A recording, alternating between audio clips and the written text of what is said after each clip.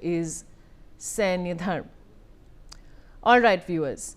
And now we're moving on. Now, in more breaking news coming in, Indian origin Cincinnati Mayor Aftab Pureval has secured a second term, defeating Republican rival Cory Bowman, who is U.S. Vice President J.D. Vance's half-brother. The 40-year-old first made history when he was elected in 2021 as the city's first Asian American mayor. The Democratic Party aligned Pureval already signaled his strong public support earlier this year, sweeping the all-party municipal primary in May with more than 80% of the vote. I have my colleague Aditya Vadhavan joining me with more details on the story. Aditya, what can you tell us?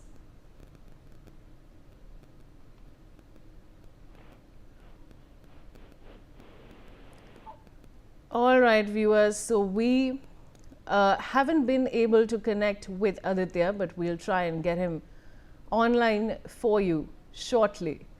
We're, of course, talking about Indian origin Cincinnati Mayor Aftab Pureval, who has secured a second term, viewers, and is defeating Republican rival Cory Bowman. I have my colleague Malvika Pandey joining me on this story. Malvika, what more can you tell us?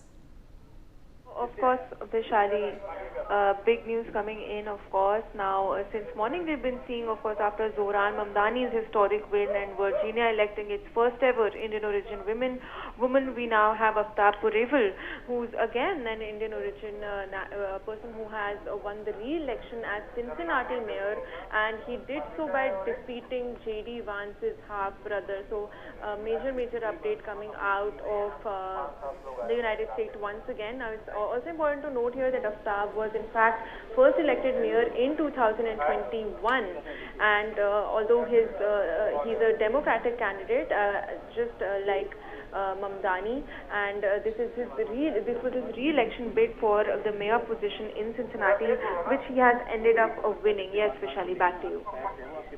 All right, Malvika, thank you for joining me with those details. And now moving on. Now, at least 7 people have been killed and 11 others were injured after a cargo plane ran off the runway and burst into flames in Kentucky. UPS Flight 2976 crashed during takeoff at Louisville International Airport. The flames spread to several buildings close to the runway, and officials launched a major operation to halt the blaze from spreading further. Officials fear the number of dead and injured could rise. Kentucky's Governor Andy Beshear stated, and I quote, "The aircraft burst into flames and at least 2 nearby businesses were hit by the wreckage.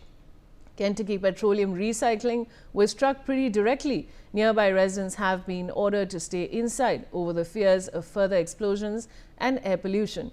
All operations at the airport have been halted." And I have my colleague Aditya Vadhavan joining me with more details. Aditya, we have been tracking this story since morning, and of course we're showing dramatic visuals to our viewers on their screens. What more can you tell us?